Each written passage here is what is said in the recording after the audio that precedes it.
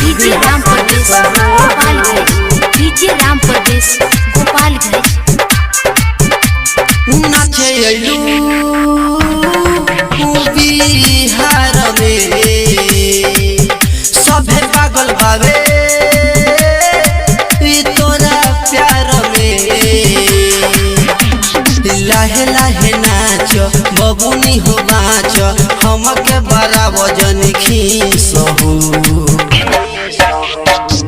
लेला 10-20 दे द किसहू नहीं तो थके कोनो दिहा समिसहू। नाचे अइलू बिहार में सभे पागल बावे तोरा प्यार में।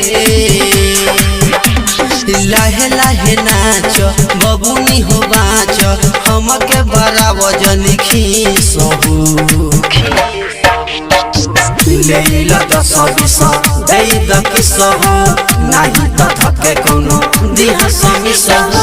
डीजे राम प्रदेश गोपालगंज, अंकुश रिकॉर्डिंग स्टूडियो राम प्रदेश गोपालगंज।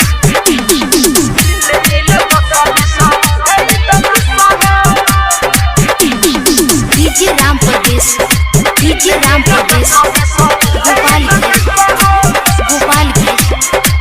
जिला गोपालगंज में किला दीह सकौनो गाड़ी। जींस टॉप पेन्हल छोड़ा पेन्ह बबुनी साड़ी।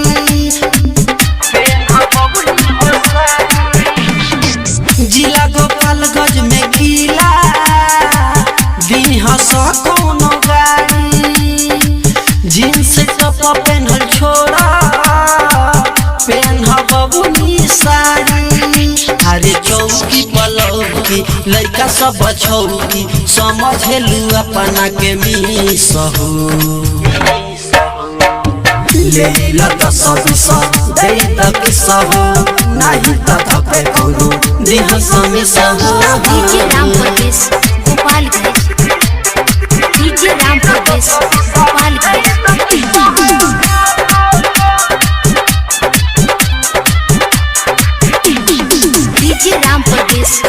डीजे राम प्रदेश गोपालगंज। हिले कमरिया जब जा लागे टूटे जाई पाटी। दुर्गेश में दर्दी लाई बाड़े होए बोलाठी।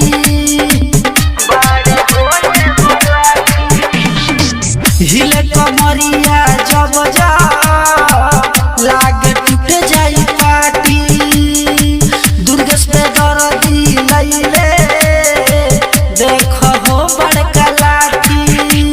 धनु धर्मेंद्र कहतारे केतना बा तोहर फीसहू। लेला 10-20 दे द किसहू नहीं तो थके कोनो दिहा समिसहू।